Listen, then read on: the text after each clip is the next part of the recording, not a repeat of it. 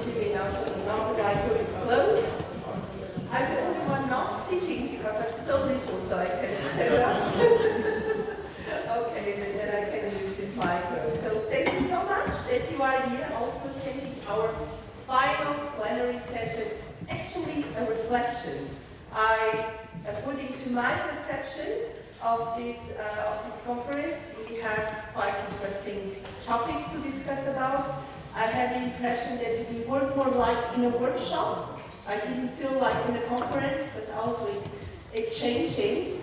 And I have the pleasure today to have here three wonderful colleagues from our topic that are going to discuss with us or to reflect with us our conference, our Media and Learning Conference 2019.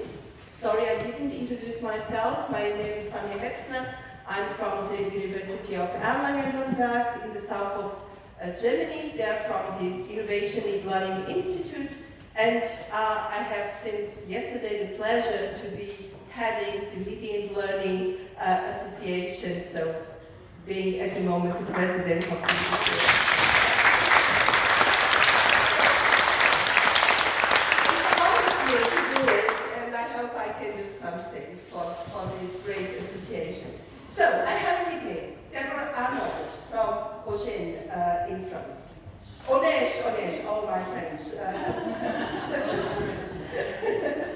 So Zach Wolfit from in Holland University of Applied Sciences, and I have Dominique Luc from Oxford University in the UK.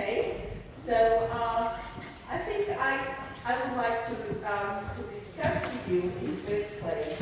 What do you think was the most exciting thing at this conference? Deborah, you want to start? Okay, the most exciting thing, the community, the people, the diversity of voices, teachers, video producers, students, and research, and I think bringing all those stakeholders together. So that's a more transversal view on it. In terms of the themes, there's a lot. This is my first time back, in fact, since about 2015. I came to several media and learning conferences before, but this is the first one that I've attended where it's been focused on higher education. And I think that does give us a really, really good opportunity to focus on specific areas. I think on the research side, I saw that there's a nice maturity that's being reached, and it's something that I think we need to continue working on. I'll leave it there, and I'll come back with some other points perhaps later. Okay, thank you so much. Zach, what was your exciting thing? Yeah, exciting. I agree with this point as well about the accessibility of being able to talk to so many colleagues. It's a very relaxed, comfortable group of people to network with. Exciting, still the ideas of AI and how we're going to manage and handle that. How we can implement it into our education. And I love the point from Donald Clark about the only way we're really using it at the moment is to check if students are cheating. And I think that's just the very beginning of the spectrum. So, you know, the potential for me is enormous, and I'm looking forward to seeing where that goes. Okay, thank you. Okay, well, I have about 4 pages of notes on my most exciting thing that I've seen. So I've tweeted about a lot of them, and I am sort of halfway through an extensive blog post about it, so I'll tweet about that as well when that's finished. So if I had to, I had some thoughts on the AI as well, but actually, what I got excited about is a very strange thing I was not expecting to get excited about, and that's thanks to this morning session's lecture capture. I was thinking, you know what? I always thought of a lecture capture as kind of the boring stepchild of the video production within education, but actually, now I see there's so much more we can do with it. We can start thinking about it differently. So, you know, Emily's talk was just amazing, but also the synod question, but even with Pinocchio, so I think there's so much that we can do more that we can do about that. So that's one of those things that I would certainly go and explore a bit more. I recommend following up the links to the research articles that Emily posted in the morning, and that's because I'm definitely planning on going and spending some time with those and sort of thinking about that, and also bringing it back to the university, because there is not only the opponents of lecture capture often don't know much about it, but also I find many of the proponents don't know much about it a potential line, or perhaps even including me. So I think maybe you need to have more of a discussion on that. Okay, thank you. Do you want, someone of you, do you want to share with us what was your exciting thing that you met here at this conference? Anyone spontaneously would like to say something? Maybe everything. I hope you find something for you. Okay, in any case, since the one thing is the topics that we are managing at the moment, but what do you think are the challenges for our community at the moment? We are pretty much all in higher education. We are bringing in the concepts of video for training, for education, and what are our most current challenges that we are facing? Deborah, you would like to start? In terms of the challenges, I mean, I think they've been addressed pretty well by the keynotes that we had and in the different sessions. I think the challenge is still pedagogy. What I did find is we still have a tendency to slip into the nitty-gritty of the production questions. How many people do you need? What equipment do you need? How much does it cost? These are all important questions, and it's obviously a whole ecosystem that we need to set up in our institutions and other organisations. So again, putting the focus back on the pedagogy first, and then looking at how video and media can support that. And also that brings to mind, in fact, Emily Norman said it this morning. She said that it was a call to arms, and I think that that is the biggest challenge, is us taking up that call to arms. And I would even frame Donald Clark's intervention on AI in those terms as well, when he said that we, as educators, it is our duty to get interested in this, because if we don't do it, then somebody else will do, and they're already doing it. So I think, you know, if we're looking in terms of challenges, then we need to take that focus and that responsibility. So we finally have the time to take care of pedagogy, because we have the other issues actually clarified. Great. I would certainly add to that. In a way, I don't really want to know about the technology. I don't even want to know it's there. I just want it to work. So I'm continually looking for, keep it simple, removing as many steps as possible. So as an educator, I can just get on with the pedagogy, the teaching. So at the moment, we've still got this sort of sometimes obstruction of technology between us. So that's one point. So please, a call to arms for technology, keep it as simple as possible. I just want a screen and one button. The second thing I see as a sort of a challenge is this: how do we deal with all these privacy issues, these rules and regulations inside our educational organisation, whereas outside students are downloading an app a day which takes all their information and keeps it forever unaccountably. So there's this two extremes. How we deal with that, I don't know. That's a challenge. Well, I maybe sort of had a take on both of these that perhaps will not be that popular, but or not so much an unpopular, but I'm just going to say there's a tension between these two things, which I don't disagree. I think pedagogy is important. Everybody here agrees pedagogy is important, right? But then when we get down to the nitty-gritty of like, okay, so what does pedagogy mean, right? I mean, so my call to action, we should all write our own pedagogy creed, like doing it, and sort of spend, what do we mean? What are our commitments? And I think actually the session that I wish had been attended the most was on action research. There was the workshop. I thought there was some really important things question about, okay, let's talk about our own commitments, our own sort of values when it comes to this. And that kind of brings me to the question. I mean, Lana and I were having that discussion at lunch. What does it mean to be something to be simple and one button?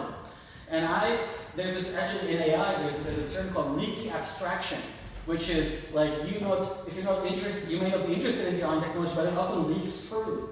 And so, a lot of the discussions I heard about AI, this is something I've been trying to teach myself about a lot, we're actually very much at the abstraction level, and people's lack of understanding of some of the mechanics was showing through, and that's why people are a bit more afraid than they should be, but also a bit more enthusiastic than they should be. So I was going to say, and one of the things that I'm writing on is a blog post on how to learn about AI to know enough in 20 hours of work, which is actually quite a lot of work. So I would say, whenever we talk about AI in education, that's my challenge to all of us here, including myself, and we say, oh, here, this is what AI can do, this is what that can do. Well, actually, tell me what exact model are you using, what AI engine it is, what are its limitations, what are its potentials. Even if you don't understand all the math behind it, because it's mostly lots of difficult calculus, it's still good to sort of make at least that effort of saying, okay, there's no such thing as AI. There's different algorithms that do different things. They're not like one AI that does it all. So that's kind of and that goes to saying back to pedagogy again. If I say pedagogy is important, well, what about it is important? Well, how do I mean, and perhaps is sometimes making some compromises a thing that I have to do just because, of course, there's the logistics of life, there's sort of the realities of life, and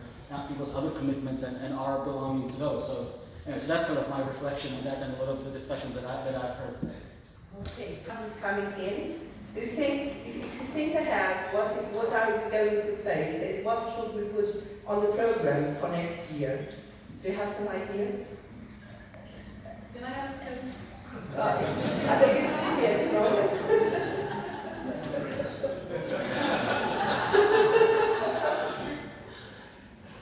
It's a tight conference, so we don't have time into the future. I think it comes down to choices, and it comes down to, this comment earlier from Pinotto. We can record it all. We can take in all the information. What do we do with that? So, developing frameworks to understand and choose what information we need, how we're going to use it. That for me would be something that we really need to think about when there's so much choice. How are we going to choose where we go? So I don't have an easy answer for that, but it's something I'm struggling with. Mm-hmm. Yeah. So I'm going to go to that sort of constructivist approach, these sort of rhizomatic learning approaches, because I think it's great. I love it, and my question isn't so much what to do next year, but what I'm going to do on Monday when I get back to work and start talking to colleagues, right? And how do we, and that's the problem with all these conferences, how do we sustain this sort of energy, the enthusiasm, the learning, this sort of, all this sort of, it feels a transformative moment, right? But then a week later, you're still doing the same old things. And then people around you are sort of like, as if nothing happened. And they look at you and say, have you heard all this great news? It's me like an evangelist, and then nobody else has had that experience. So one of the reasons Sally invited me as plans late to come because I organized a conference on video in higher education at Oxford about 2 months ago, and I had about 80 people come. It was like a one-day event. It was great. And I had never heard about this conference, for which I apologize because it's awesome, right? But so my question is more about taking this on the road a little. And Leuven is great. I've been here many times, and I love this place, and definitely should be here again. But maybe there should be like sort of local chapters, local events, because I'm already planning, if I can find some budget and some sort of interest, to invite a little bit of people I heard here to come and talk to us, because we need to hear that stuff about lecture capture. We need to hear that stuff about AI, and we need to hear some of the stuff about actual research. So all of those things, we sort of need to bring it with us to us. So that's kind of so it's not so much about what the next session, what the next conference will be like. It's going to be great, because all of you are going to come. But it's more about what can we do in between and after, and continuing that. So it's the spirit of Okay, thank you very much for that. It's always a dangerous exercise being asked to project into the future and say what's going to be the next big thing. I'd actually like to focus more on perhaps a few thoughts around format and structure, linking back to the whole nature of the community. I think there are things that Media and London should keep doing, but I think the conference is the right size. It's great being able to see people several times. They're not lost in different spaces. The venue is great for that as well. Fortunately, we had the good weather, that we weren't always in the rain, or very, very rarely in the rain. The town is great, and I think a lot of these conversations have been facilitated by that. And a wonderful beer here. In terms of some of the sessions, some of the things are very, very close. And obviously, we're not ubiquitous, so I was having conversations with people who were in sessions that I couldn't go to, and they were saying, well, in fact, we talked about that too. And we noticed that there was a convergence, in fact, between one of the sessions on getting the most out of video in MOOCs, and in fact, a session on lecture capture, which people tend to put in separate boxes, but getting some of those transversal conversations going and creating more synergies. So that's just really the last point. And maybe also, that this is more concerning the Madeira Awards, is a way to perhaps more formalise recognition for the finalists of the Madeira Awards, but that's something I think that can be we talked about as well. Okay, thank you very much for that. Okay, from your side, anyone that says, I have one idea that I would like to share with you? I had a great time. I love meeting people, like-minded people, exchanging ideas, see how many people have their challenges, but basically I think we all here have something in common, and it's such a fruitful place to be, so I got so much out of it. I feel really bad that I missed some sessions. For example, I was in the MOOC one or the podcast one was happening, and I really wanted to be there. Suggest a revolutionary idea, maybe recording. What's that? Look at this room! I'm an expert, they can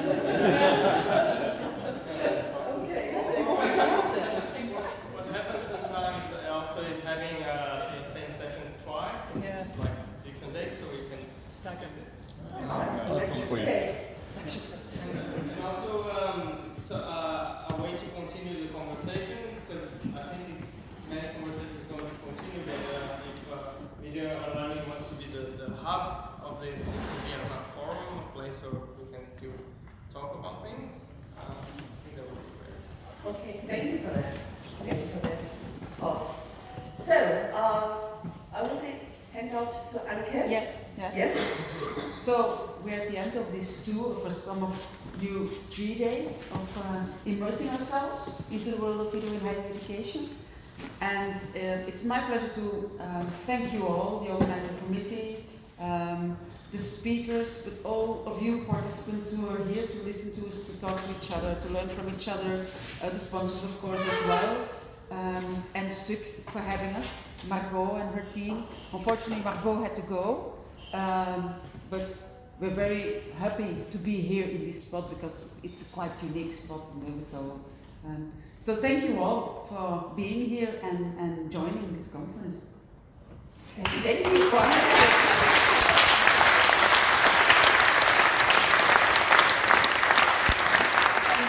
I'm always reminded when I'm in this room that in many ways, lots of things don't change. We're in a situation which is so familiar, and at the same time, we keep thinking it's a throwback.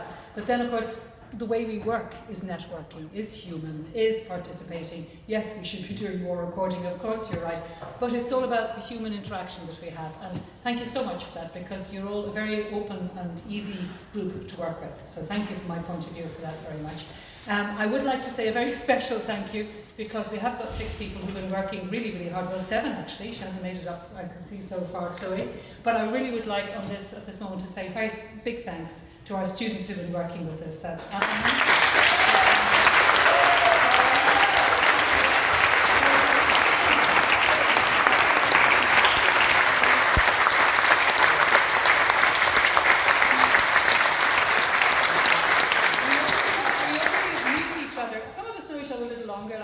for most cases we just meet each other once and then we all start working together on Tuesday morning.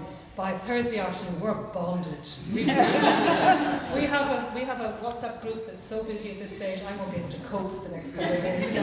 So thank you so much. Thank you to you all, and thank you. And it's really nice to have you with the Sonia now going forward. So you see we're a little bit of a female triumphant here. Yeah. Safe home. Thanks very much. And just to finalize, to you, Sally, our special thanks for the organization.